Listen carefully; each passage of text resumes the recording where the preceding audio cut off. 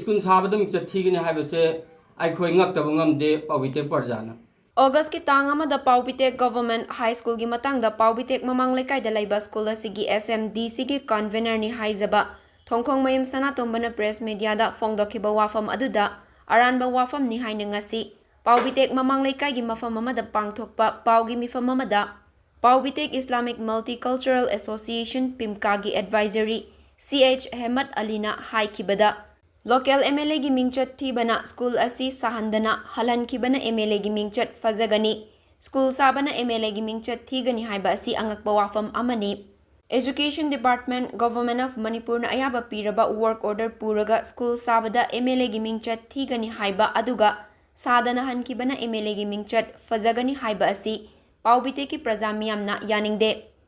school gi convener sanatomba hairiba asi totally lanli Mahak school asigi convener sunate MLA gi worker ni mahak na miyambu lan uhanna ba hotnare English ingani konmathoi kunithoi gi work program asi hana gi minister oinam lukhoi gi period ni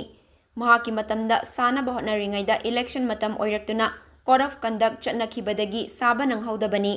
election mai pakhaudabagi khudong chaba lawraga hauziki MLA khuraizam loken na saba yaroi haina thingduna lakhibani Praja Singna amadi school authority na su sahansi haiduna MLA masada hairaga lakpani MLA mahakna sagani work order adu mahakna education department da hairaga launaba hotnagani haiduna miyamda thajahanlaga lakpani mahakna vote ka khiba si English ingani kunithoi gi March thadagini madudagi hauzik fauba school sahandana thinglakhibani manung asida education department gi authority sing laktuna yengsilamba laikre loinana school sagani hairamduna chatkhibani Work order purakpa miyoi aduna sagadabani hairamba laikhrabani loinana lakliba September gi tang manga irai numit ki nungthil pung ama makhai taba matamda Paobitek High School manakta leiba Paobitek mamang lairak achobada public meeting ama taugani meeting asida school gi convener ni hairiba thongkhong mayum sanatombasu miyam mangda press note thoklakliba wahai wata singadu meeting asida laktuna sengdokadabani Karigumba miyam gi mifam asida laktaba thoklabadi Afafatagi daita mahak masana puzagadabani haina Paobitek Islamic Multicultural Association PIMCA gi advisory CH Ahmed Alina phongdokre Ngarang tangama thama pantun 25 ta Paobitek Government High School Paobitek mamale kai da leiba school asigi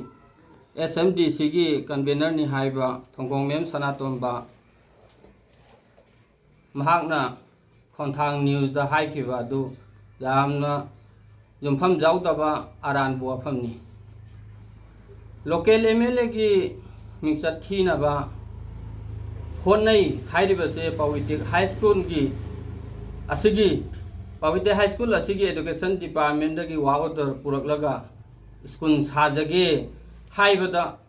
Parjana Amadi Laidiba School ki area da Laidiba Club Amadi School ki authority sing Haibadi headmaster laibo oja singna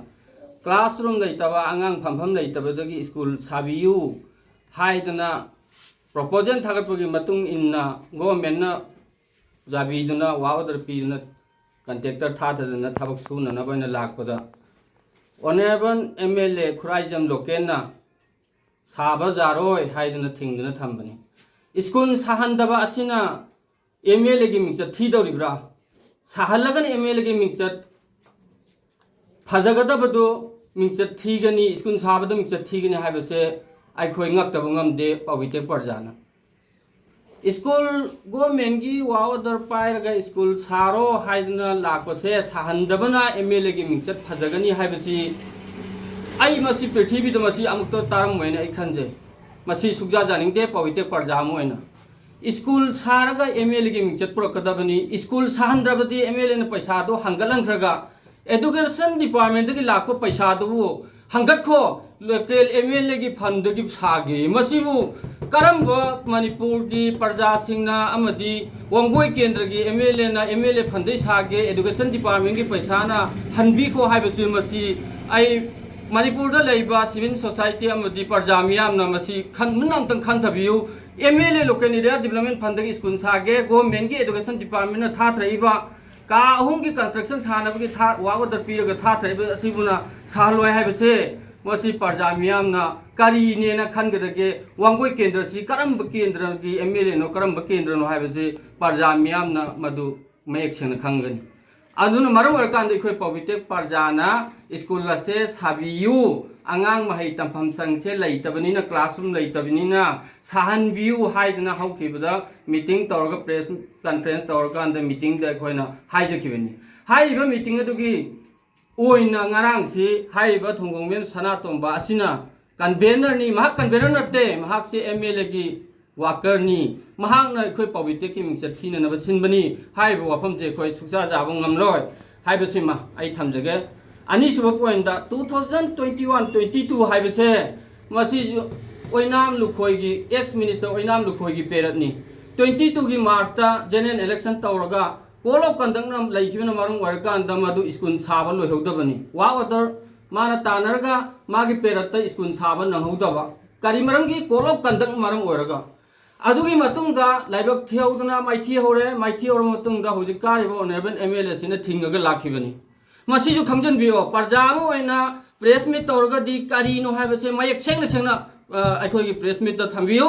adu natabida Sendan ba sajan ba wahai se masi khoi parjana masi condemn tawi janingte masi ji makha ta bada amuk anna press meet tawraba natraga kaigum tawu targa di masi khoi parja singi against the lebe mi ne na mak se khoi khun gi oiba resolution lakani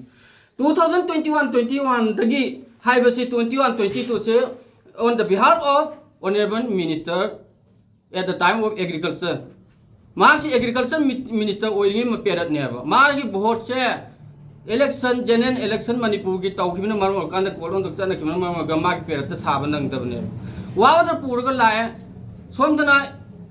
khoi gi honorable ex MLA hoje kari ba khurajim lokena bhoji karabani na atope irabel mana magi party na sagena lakho da mana thinga lakhibani matang doi khoi parjana di saba pami classroom leite sahan biu haibani mana ai je ai matang khara piu ai wawadar se ai